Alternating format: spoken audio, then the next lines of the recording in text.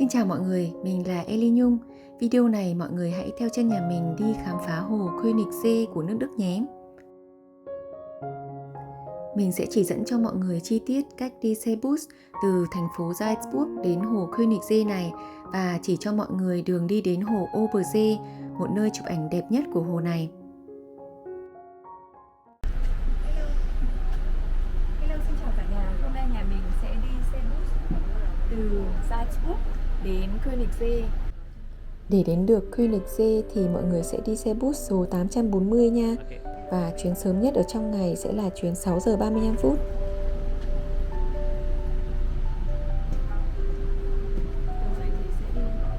Đường này sẽ đi 1 tiếng thì sẽ đến được Königssee. Giữa thành phố Salzburg và hồ Königssee cách nhau 28 cây. Đầu tiên bus sẽ đi bên Áo, qua biên giới Đức và đi qua thành phố Berchtesgaden và sau đó thì đến Königssee. Ngày hôm nay nhà mình đi đến Königssee, thời tiết hơi mưa gió mọi người ạ. Nhưng mà thôi, không còn cơ hội nào khác nên là cứ đi thôi. Xe bus này thì giống kiểu như là xe bus đi trong thành phố, vừa có chỗ đứng lẫn chỗ ngồi. Bus này như cái bảng vừa nãy mình đã chỉ thì chuyến sớm nhất sẽ là 6 giờ 35 phút. Sau đó cứ 1 tiếng thì sẽ có 2 chuyến.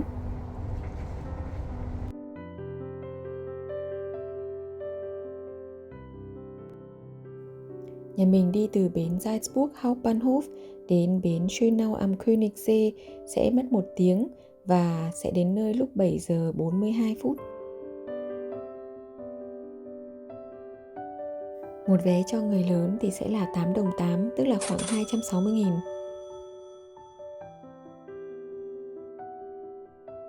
Mọi người có thể mua sẵn online hoặc là mua tại bến, hoặc cũng có thể mua luôn trực tiếp ở Bắc Tài nha. Chỉ sau vài phút rời khỏi thành phố, cảnh vật hai bên đã thay đổi hẳn. Những dãy nhà dần dần thưa đi, nhường chỗ cho đồng cỏ xanh mướt, những ngôi làng nhỏ xinh với mái nhà đỏ giữa thung lũng. Xe bắt đầu chạy trên những con đường đèo quanh co, uốn lượn theo sườn núi. Mỗi khúc cua là một khung cảnh mới mở ra, khi thì là cánh rừng thông dày đặc, khi thì là thung lũng sâu thẳm phía dưới, mờ ảo trong làn sương sớm. Xe chạy chậm rãi, đủ để mình cảm nhận được từng làn gió mát luồn qua khe cửa và ngắm nhìn cảnh núi non tuyệt đẹp của dãy Alps vùng Bavaria hiện ra trước mắt.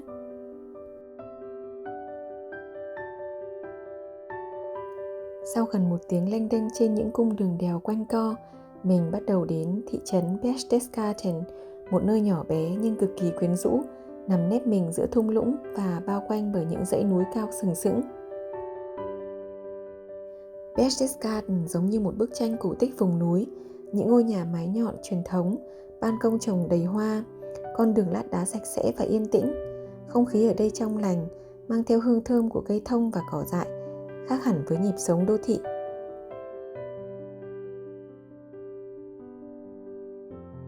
Xe bus sẽ đi qua 33 bến, nhưng mà bus ở bên này là nếu mà không có ai bấm nút để xuống và ở bến bus cũng không có ai chờ thì tài xế sẽ đi thẳng luôn.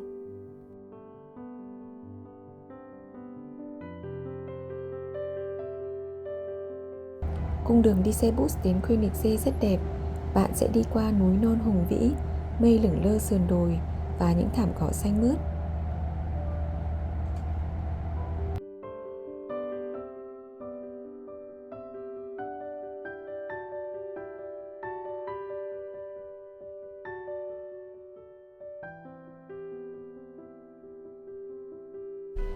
Ok, bến sau nhà mình đã đến Königssee rồi này.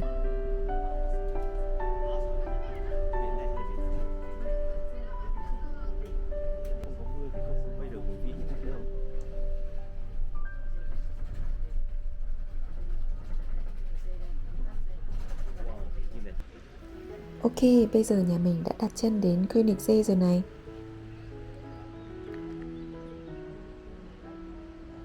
Wow, mới đến đây thôi mà mình đã thấy đẹp rồi mọi người ạ. Mọi người có thấy đằng xa kia mây đang lửng lơ ở sườn đồi không? Ban đầu mình cũng hơi thấy tiếc tại vì thời tiết hôm nay không được đẹp cho lắm. Nhưng mà thôi, cũng vì như thế thì mình lại có thể ngắm được cảnh mây lửng lơ ở sườn đồi như thế này, phải không mọi người?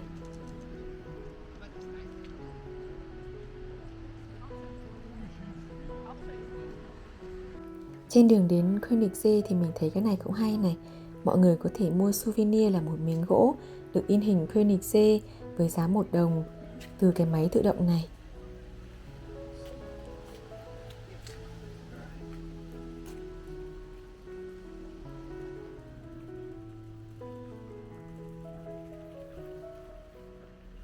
Ngoài ra thì dọc đường đến Königssee này cũng có rất nhiều các cửa hàng ăn uống hoặc là cửa hàng souvenir.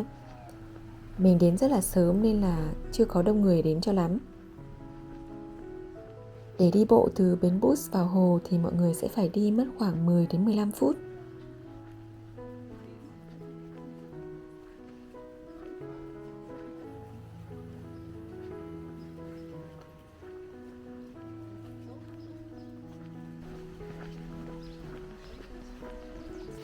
Phía trước này có cái máy in đồng tiền hình Königssee này.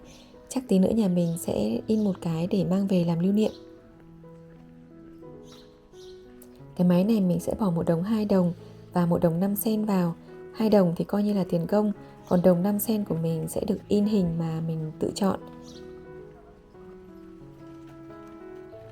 Ok, phía đằng trước kia là hồ Königssee rồi kìa mọi người.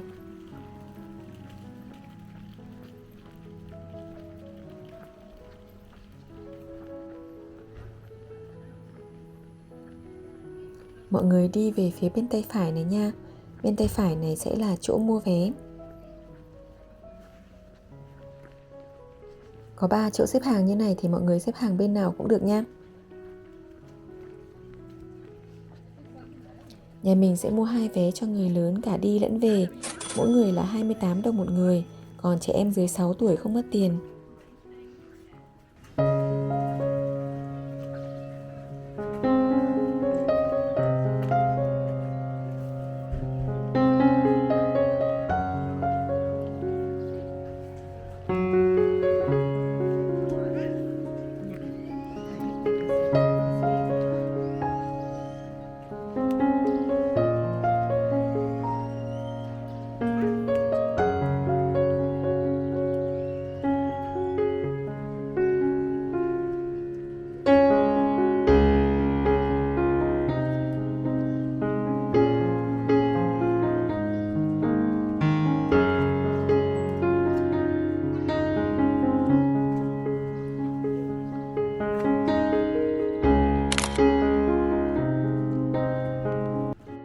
Ok, bây giờ tàu bắt đầu xuất phát rồi nha mọi người.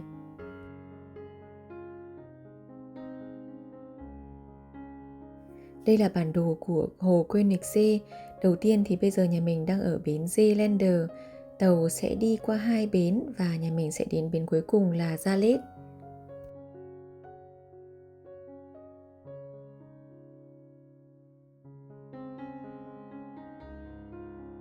Sau đó thì nhà mình sẽ đi bộ thêm khoảng 15 đến 20 phút để đến một cái hồ nhỏ nơi chụp ảnh rất là đẹp, coi như là đẹp nhất của cái chỗ vùng Königssee này.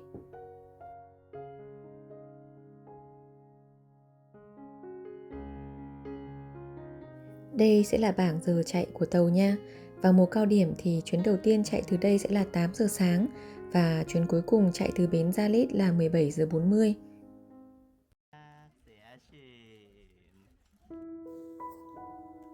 Tàu trên hồ Königssee không giống những tàu du lịch thông thường. Đây là tàu điện chạy bằng năng lượng thân thiện với môi trường, rất yên tĩnh và êm ái. Vì vậy mỗi khi tàu lướt nhẹ trên mặt hồ, bạn gần như chỉ nghe được tiếng nước vỗ và tiếng chim hót, một cảm giác thật sự thanh bình.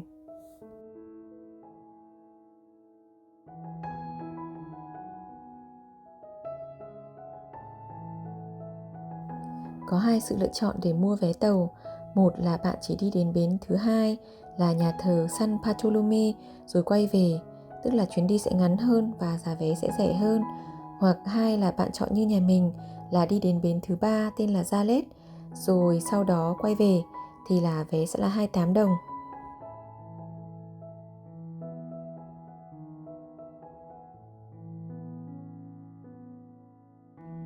Thời gian để tàu đi từ bến đầu tiên đến bến thứ ba sẽ mất khoảng 1 tiếng.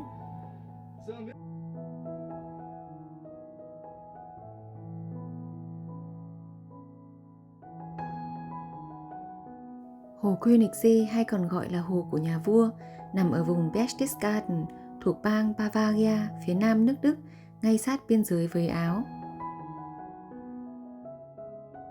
Cách thành phố Salzburg, Áo chỉ khoảng 30 cây và Munich, Đức hơn 150 cây, Königssee là điểm đến lý tưởng cho những ai yêu thiên nhiên, thích khám phá những nơi hoang sơ, thơ mộng và đậm chất cổ tích vùng núi. Điều đặc biệt nhất là khi tàu đi đến giữa hồ, người lái tàu sẽ thổi một giai điệu kèn trumpet và bạn sẽ nghe tiếng vọng lại từ vách đá núi, một hiệu ứng vang dội rất nổi tiếng của Königssee. Đây là khoảnh khắc khiến nhiều du khách ngỡ ngàng vì vẻ đẹp âm thanh của thiên nhiên.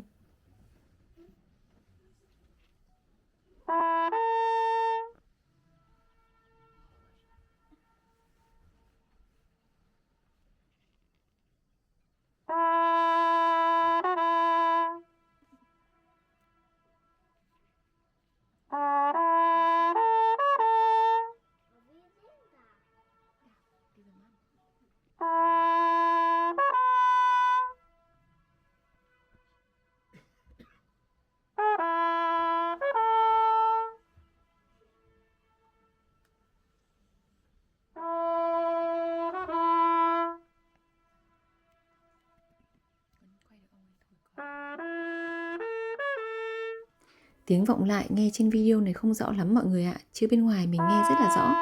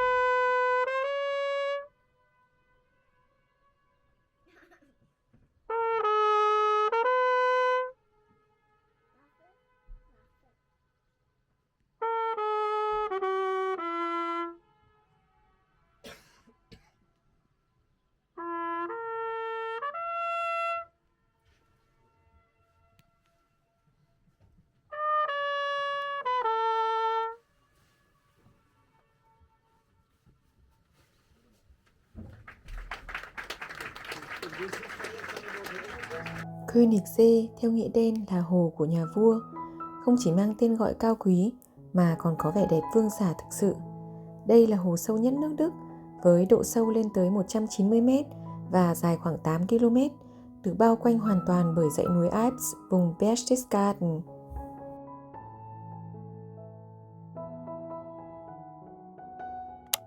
Königssee nổi tiếng với làn nước trong vắt đến mức bạn có thể nhìn thấy đáy hồ ở nhiều đoạn gần bờ, và màu nước có một màu sắc xanh đặc biệt, màu xanh ngọc lục bảo, là màu xanh smaragd. Đó là một màu sắc xanh sâu, có chút ánh sáng trong suốt, giữa màu xanh lá và xanh dương, một màu sắc mà chỉ có thiên nhiên tinh khiết mới tạo ra được.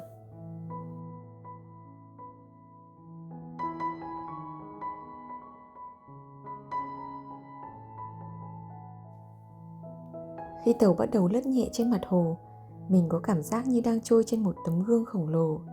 Mặt nước phản chiếu mây trời, núi rừng và cả chiếc tàu mình đang ngồi nữa.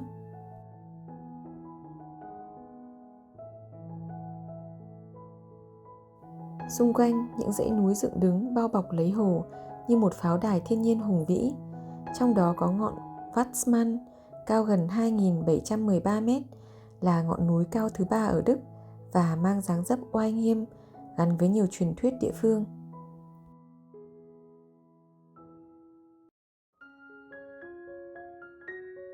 Tàu chạy chậm, hoàn toàn êm ái, không một tiếng động cơ, bởi tất cả tàu ở đây đều dùng động cơ điện để bảo vệ môi trường.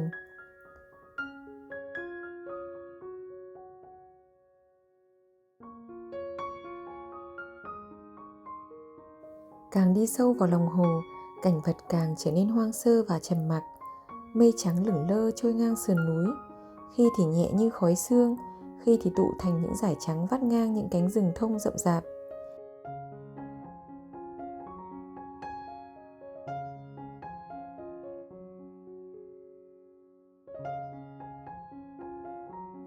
Nhìn lên, bạn có cảm giác như thiên nhiên ở đây đang thở, nhẹ nhàng và tĩnh lặng.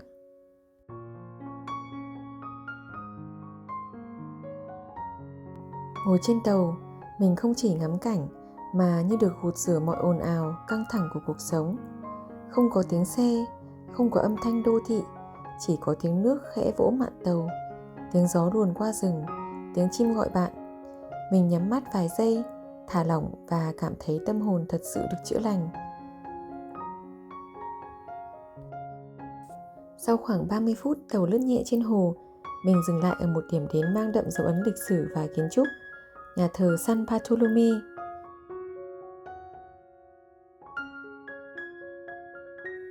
Ngôi nhà thờ nhỏ này nằm sát mép hồ, nổi bật với mái vòm hình củ hành màu đỏ gạch, kiểu kiến trúc truyền thống vùng Bavaria.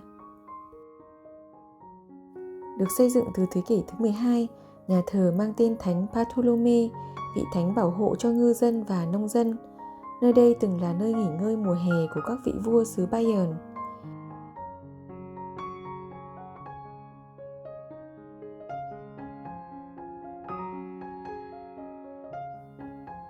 Phía sau nhà thờ là một khu rừng rậm rạp, còn phía trước là hồ nước trong xanh in bóng công trình cổ kính, một khung cảnh đẹp như tranh vẽ.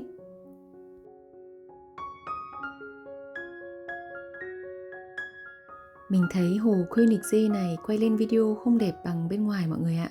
Ở bên ngoài cảnh tượng đẹp hơn rất nhiều. Đứng trước nhà thờ, nhìn ra hồ Königssee rộng lớn, cảm giác như thời gian ở đây đã ngưng lại.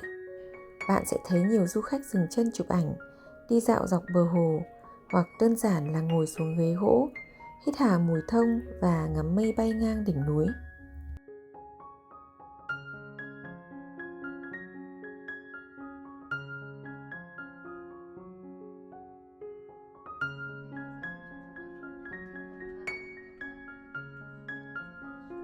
Sau thêm khoảng 20 phút đi tàu nữa thì bến cuối cùng đã hiện ra trước mặt của chúng mình rồi kìa. Đó chính là bến Giarlet.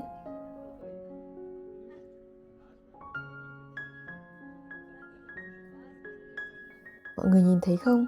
Càng đến gần bờ thì mình càng thấy là nước rất là trong, có thể nhìn thấy xuống đáy hồ được luôn.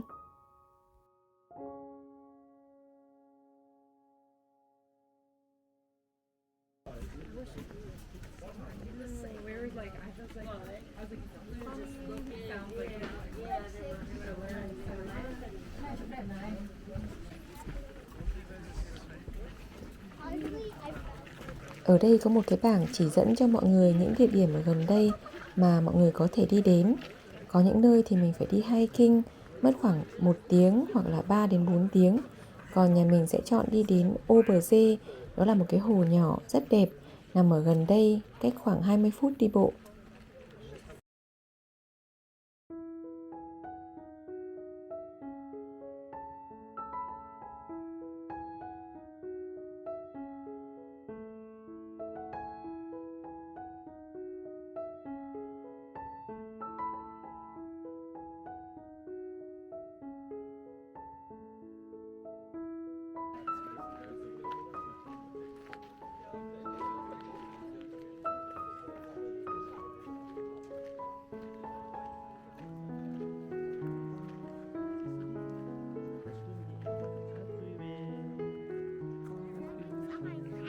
Từ bến Giarlet, bạn sẽ đi bộ khoảng 15 đến 20 phút qua một lối mòn mộc mạc. Hai bên là đồng cỏ và rừng cây. Có lúc băng qua những cây cầu gỗ nhỏ bắc ngang con suối.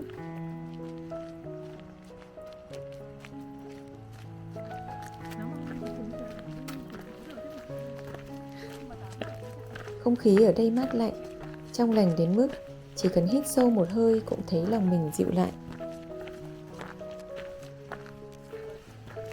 Mình thấy đường này cũng khá là dễ đi, bằng phẳng, không phải leo dốc nhiều, nên là nhà ai mà có con nhỏ như nhà mình thì cũng có thể đi đến đây được nha. Oben auf dem Berg sind's viele Kühe, Nessie. Phía đằng xa kia mọi người cũng có thể nhìn thấy những chú bò đang thong thả gặm cỏ, đeo chuông len keng như trong truyện cổ tích.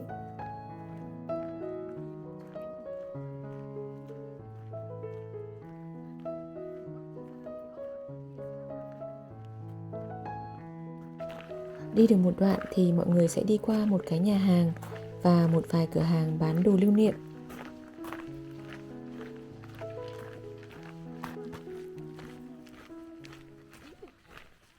Nhà mình đang trên đường đi đến hồ Oberse.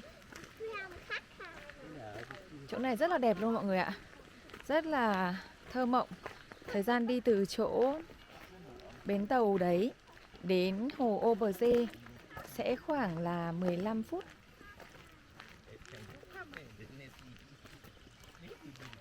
Đây đằng kia có đây. Đây đằng này núi non.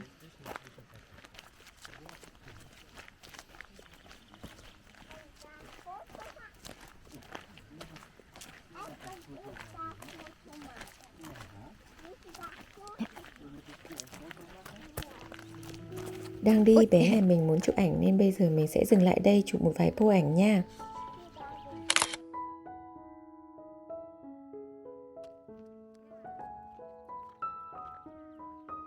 Sehr schön. Weiter.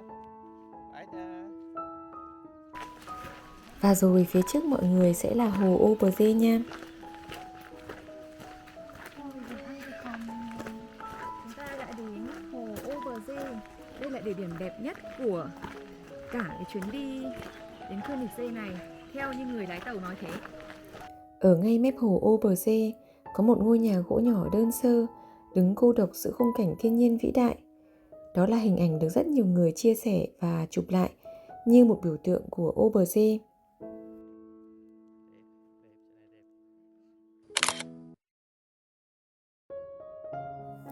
Oberse nhỏ hơn Königssee nhưng lại thơ mộng và tĩnh lặng hơn rất nhiều.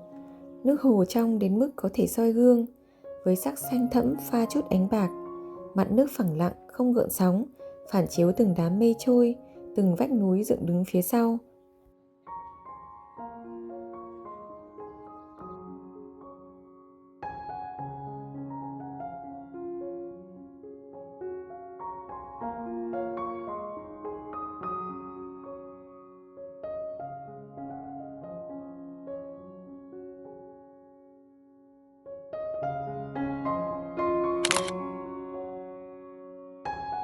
Tại đây, bạn có thể ngồi xuống bên bờ hồ, gác lại hết mọi lo toan và để thiên nhiên nói chuyện với bạn bằng sự im lặng và vẻ đẹp nguyên sơ. Nếu còn sức, bạn có thể tiếp tục đi bộ thêm khoảng 30 đến 40 phút nữa để đến thác Woodbachfall, thác nước cao nhất nước Đức, chảy từ đỉnh núi cao hàng trăm mét, nhìn từ xa như một sợi chỉ bạc rơi từ trời. Vì không có nhiều thời gian nên bây giờ nhà mình đã quyết định đi quay lại và sẽ đi về. Đây là bên trong của tàu đi trên hồ nha mọi người. Tàu lúc đi thì sẽ đông hơn tàu lúc về rất là nhiều.